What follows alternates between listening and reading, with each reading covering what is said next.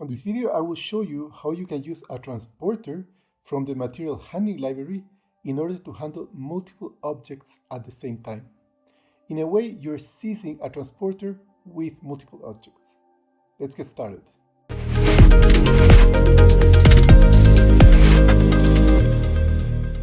Okay, so this is the model that I'm going to show you. And the structure is the following. You have a forklift, which is basically this AGV that will be a transporter, so using flowcharts as transporter. Then you have the product, that is the typical material item. And finally, you have an order. An order will have all the products as a list of products that will be taken by the transporter. And a product is pretty simple. It's just this box, and we'll have a particular height for this box. We don't care about the material items characteristics. It doesn't matter. In the forklift, we also have a height, and we have a population of products. And this population of products is the key of everything. So what is going to flow here is not the boxes, but the orders. And this is a way of being creative in order to achieve things of any kind in any logic. So you will create orders. I will inject an order as an example. The speed doesn't matter because we're using the material handling library. And when you get to the exit, you will assign all the products to the list of products. So this linked list will be all the products that I want to pick up. You can make this in any way you want, but we're just creating a few products that we want to pick up. Then you seize the forklift. You can use no destination, so that means the destination will be the exact place in which the transporter is located right now. And what's important is that we need access to the forklift from the agent perspective. So we will connect the forklift through this order link to the agent, which is the order. This is related to the transporter link. So we will use this. You don't need to use a link to agents, but it's a possibility. You can also have a variable that is called transporter. That will be fine as well. So the order sees the forklift. And now you need to start looping through all the boxes or products that you need to pick up. So what you're going to do is you're going to move the forklift or AGV to the first product of the list with X, Y, and Z coordinates. So this moves the forklift to the place. Then you will have a delay. This time doesn't matter. The capacity, maybe you should put maximum.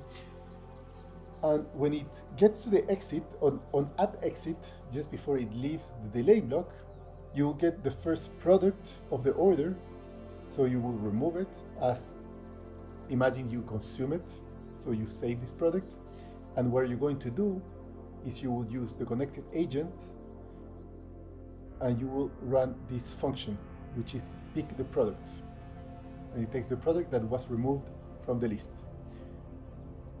So if we go to the forklift, pick product, what does it mean? So first you will move the product to the population that is inside the forklift. This allows you to attach the product with the forklift, which is similar to when it's seized.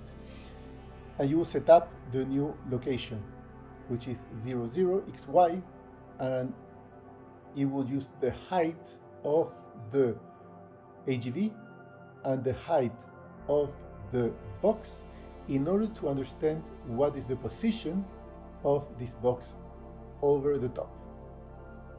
So when you go to population, now all the position is with reference of the AGV, not the reference of main.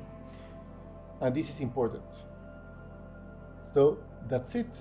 Now you are picking up products one by one, and you're attaching them through this go to population to the transporter.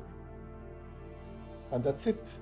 When you're done, you check if the product's size is 0, because all the products in the order have been consumed. And then you do the same when you want to unload. Here I'm going to one of these attractors, but you can do this in many different ways. I get the attractor, which is associated to this, but this is not really something that matters. But I'm just getting one attractor in particular. I get the forklift that was connected to this order, and the product that will be chosen will be one of the products, the top product of the ones that are inside the forklift. And then I will move the population, I will move the product into the population in main. So now I will move to this product's population, because I don't want the product to be attached to the forklift anymore. And I set the new location, which is the attractor that I just defined. And you loop this until the population of the products inside the transporter is 0. And then when you release the transporter, you can disconnect if you use the link to agents. So this is pretty simple. The only thing you have to think about is that you have to be creative in the way you model things in order to do what you want. Here you can see the model in action with the AGV going around picking up boxes. Pretty simple.